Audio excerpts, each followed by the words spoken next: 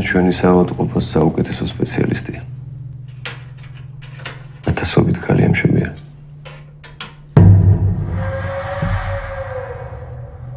მაგრამ ჩვენ როდესაც პრობლემა გვაქვს ხოლმე მშობიარობის დროს პირველ რიგში ნინას ვეძახით. მე ყველაფერი გავაკეთე, რაც შემეძლო. ესე უცე ბავშვი როგორ მოკვდა.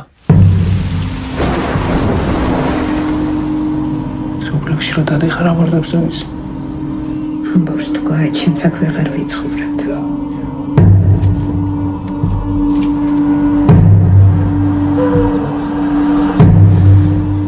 ნინა ამ ყველაფრის მერე საავადმყოფოს რა მომაზე ფიქრე? პროფესიის გარდა არაფერი მოქვს დასაკარგე. არავის არ უნდა აბორტის გაკეთება, მაგრამ ვიღაცას მაინც მოუწევს რომ გააკეთოს.